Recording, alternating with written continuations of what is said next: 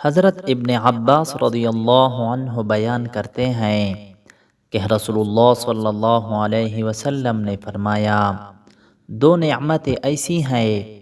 جن کے بارے میں بہت سے لوگ خسارے میں ہیں، صحت اور فراغت۔ حضرت ابو ہریرہ رضی اللہ عنہ بیان کرتے ہیں کہ رسول اللہ صلی اللہ علیہ وسلم نے فرمایا، جہنم کو شہوات کے ساتھ ڈانپ دیا گیا ہے اور جنت کو ناگوار چیزوں سے ڈانپ دیا گیا ہے۔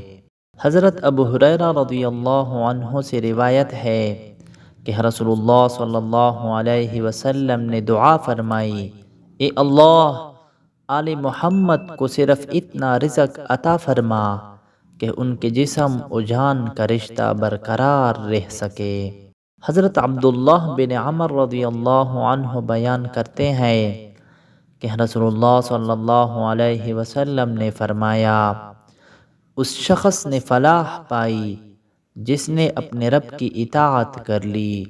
اور اسے بقدر ضرورت رزق عطا کیا گیا، اور اللہ نے جو اسے عطا کیا اس پر اس نے قناعت اختیار کی۔ حضرت انس رضی اللہ عنہ بیان کرتے ہیں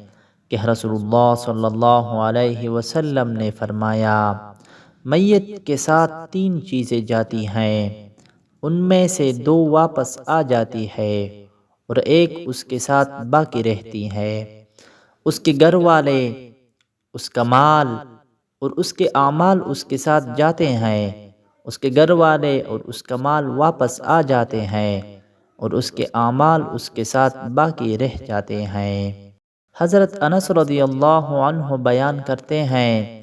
کہ رسول اللہ صلی اللہ علیہ وسلم نے فرمایا، کیا کوئی ایسا شخص ہے جو پانی پر چلتا ہو لیکن اس کے پاؤں گیلے نہ ہوتے ہوں؟ انہوں نے عرض کیا، اللہ کے رسول، نہیں۔ آپ صلی اللہ علیہ وسلم نے فرمایا، دنیا دار شخص اسی طرح ہے، وہ گناہوں سے محفوظ نہیں رہ سکتا۔ حضرت ابو ہریرہ رضی اللہ عنہ مرفوع روایت کرتے ہیں کہ آپ صلی اللہ علیہ وسلم نے فرمایا، جب فوت ہونے والا فوت ہوتا ہے تو فرشتے کہتے ہیں، اس نے اعمال میں سے آگے کیا بھیجا ہے، اور انسان کہتے ہیں، اس نے مال میں سے پیچھے کیا چھوڑا ہے۔ حضرت ابو ہریرہ رضی اللہ عنہ بیان کرتے ہیں کہ رسول اللہ صلی اللہ علیہ وسلم نے فرمایا،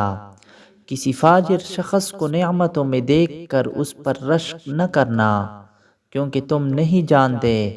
کہ اس کی موت کے بعد اس کے ساتھ کیا سلوک ہونے والا ہے۔ اس کے لیے اللہ کے ہاں ایک مہلک چیز ہے جو مرے گی نہیں، یعنی جہنم۔ پیارے دوستو،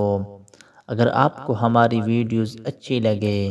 تو چینل کو ضرور سبسکرائب کریں۔ اللہ آپ کو خوش و خرم رکھے، آمین۔